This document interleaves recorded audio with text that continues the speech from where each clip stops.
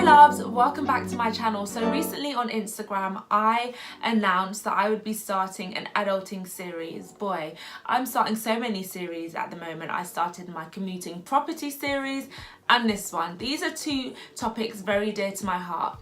Now when it comes to adulting, I asked you guys what kind of topics you really wanted me to discuss, and I got loads, from living alone to dating with a purpose, to money saving, to managing your money, to being organized. And the topic that I want to start off this series with is multiple income streams. Multiple streams of income. You not only just rely on your work salary, but you actually have made various different streams of income to come towards you every month, every year, every week even, or even every day in some cases. So I've read quite a lot of books on money, on the law of attraction and business and all of that stuff, and one thing that always pops up is the fact that they say successful people have 7+ income streams. I know for many of you guys watching that must sound crazy because you may only be on one, and funny enough, I used to think that as well. Like, how on earth can I get 7 streams of income? That's impossible. What will I be doing? I don't even have enough ideas for all of that.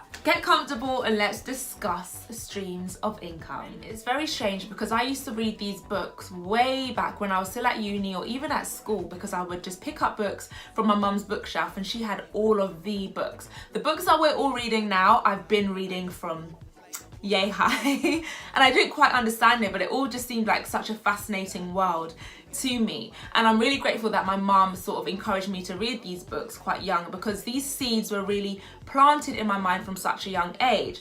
Gone are the days where we have to rely on just our jobs as our full income.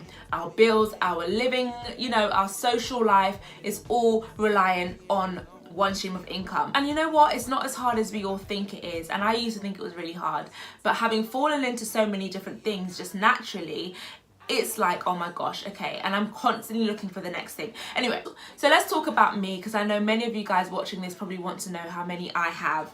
I don't have 7 just yet, but I'm very, very close. So I have 1, 2, 3, 4, 5, 6, 5.5. I would say 5.5 because one is not quite done, and they all do kind of factor into different kinds of categories. When I was doing some research on the different types of streams of income that successful people have, they all seem to fall into these separate different buckets, and I realized that all of mine fit into at least one of these buckets, and they are quite different and varied in their own way. So of course my first stream of income is my primary source of income, and that is my day-to-day job, my 9-to-5 job.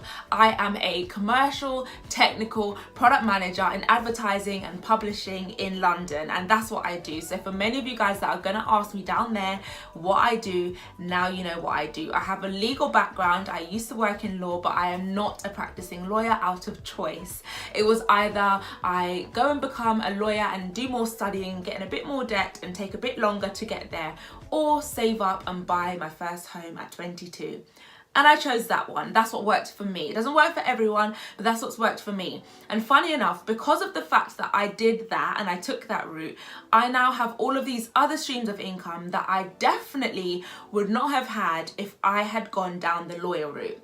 One, because all of my mind and focus would be on studying and building up my career in that area, and I wouldn't have fallen into the things that I'm creatively good at, that I now make a living off. So that's my first one, is my primary source of income. The second one I have is what you guys are watching me through now, YouTube, and that is YouTube ad revenue. So this is another way that YouTubers make money. We make money from YouTube, I suppose, in 2 different ways, solid 2 ways, sometimes 3 or 4, but mine are 2. The first one is the adverts that are on my YouTube channel. So I would just like to kindly ask you guys that when you are watching my videos and there are adverts, just know that this is the only way really that I can get paid from you guys watching.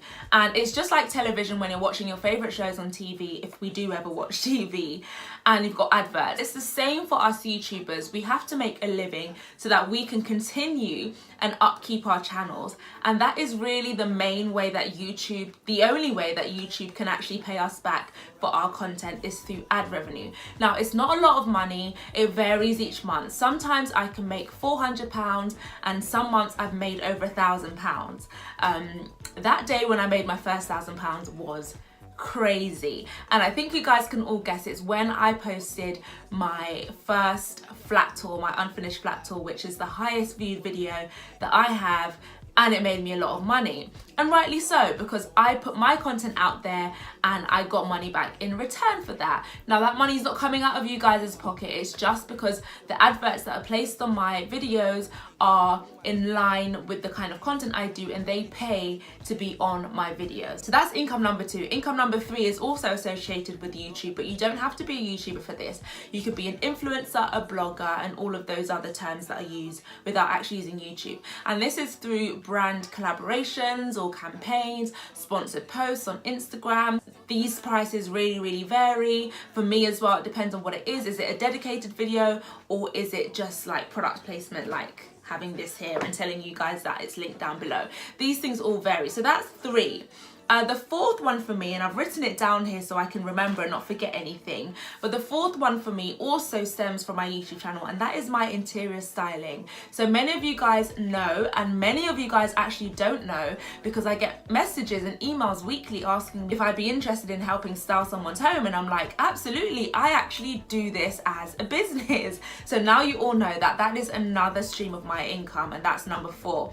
I style people's homes, but I've also started styling businesses. I'm aware that not many of you guys saw that vlog because the views weren't very high, but I will also link it down below if you are interested in watching it. I also have in the works an office space and different things like that. So if you guys are looking for someone to help style anything, home, residential or business wise, I am your girl. So that's number 4. And number 5 is my soft furnishings business. Now I say soft furnishings when realistically it's actually about to branch out to be something more than just soft furnishings. So I'm in my office now, and it's a very multifunctional room. I've got fabric chilling over there. I've got my sewing machine just in the corner there with all of my fabrics and things like that. An example of my soft furnishing business is this. This was actually the first ever fabric that I launched the brand with, and it sold out in a month, and I've kept on to this one because it's limited edition and you cannot purchase this fabric anymore. So for those of you who are unfamiliar with my business, it's called Vanriel Co. We're going through a transitional period at the moment, and we will be coming back better, stronger, with some new pieces, not just soft furnishings, but actual accessories for your home and all the kinds of things that I love in my house. I want to start sharing with you guys. So keep your eyes open. That's number 5. And number 6 is a half, because I've planned it out, I've started the business plan, I've started putting everything together, I just need to execute it. So I'm going to count it because I know that as soon as this launches, it's going to be epic. That is the number 1 thing. You guys, you have to believe in yourself, believe in your passions. So I'm going to read out a few points that I wrote down earlier to let you guys know what the most common types of streams of income are. That was very wordy, but the most common types of avenues that people can take, and without you thinking too much, because I was on one stream of income up until last year, and now I've made so many more in just a year, which is mind-blowing because I've not actually thought of it like that. And the reason why it took me so long is because I used to sit in places like this with all of these notebooks on my desk, and I would get notebooks to encourage myself to be creative and to think of different ideas. And I just thought, I just need that one really good idea that no one's ever done before, that's going to be amazing, that people are going to be like, wow. And that idea never came to me, guys. It's never going to come to you if you force it to come to you. Does that make sense? I just had to carry on with my day-to-day life, and I really pushed on my YouTube channel. You know, my property story went viral and all of that stuff, and that is where my love for interiors really started to really manifest. I've always loved interiors, but from that love of interiors and that passion, I then formed these businesses. 2 interior businesses, one where I style places and one where I furnish places. Can you imagine that? Going from having no idea to things just falling on my lap because I realized that there was a gap in the market, or I was good at something. So this is what I call my passion project. I say both of them, and the new one that hasn't quite launched yet. All three of them are passion projects, but the new one is passion/property, I would say, without giving away too much. So let me read the most common kinds of income streams, and I want you guys to really think about things in your life that you can relate to these areas, or that you can fit into these categories. So you've got your primary salary, which is your job, which is maybe your 9 to 5, maybe you work part-time, maybe you work in retail, office job, admin, blah de blah de blah. You've then got something that is an investment. So this is an investment that you really don't have to do anything, but you've managed to put money into it. It could be someone else's business, it could be your own business, it could be anything, but that is coming back to you. It could be stocks and shares, that kind of thing. That is an investment where you have not had to do much on the day-to-day basis, but put some money into it. Does that make sense?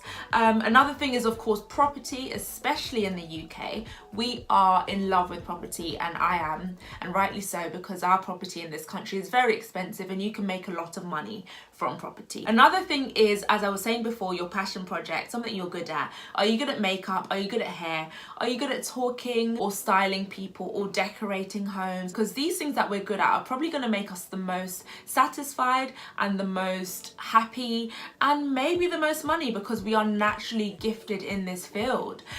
So I would never ever take your hobbies or your interests for granted, because you can really monetize what you are good at. Another thing that many people have become successful from is the fact that they have got an online business. Now this online business can really vary. It can go from buying and selling products, things that you never ever see, but you are just the middle person letting it go through you and making some money or commission off it.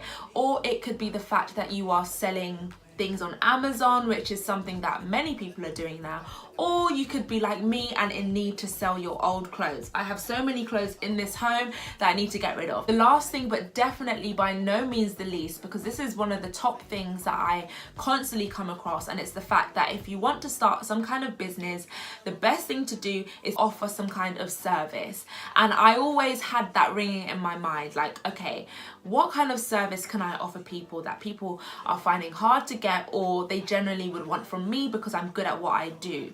And so one of the things that I offer a service in is, I guess, kind of YouTube. I offer a service in terms of tips and encouragement and motivation, but more so in terms of a physical kind of service I offer is through my interior styling. Now for many other people it could be through cooking, it could be through doing hair. And I hope you've got your notebooks. I am using my phone right now because my camera is dead, and I just had to film this video. I was very, very inspired today. I've had a great day, and you guys will see what I've been up to today very soon, but I had to film this. So if the quality is not the best, I'm very sorry, but guys, I hope that you've enjoyed this video, because I've really enjoyed filming this, and let's just keep doing this adulting series. What do you guys want me to do next? But anyway guys, I will love you all, and I will leave you all to get on with your business planning and figure out these streams of income, guys. See you all soon. Bye.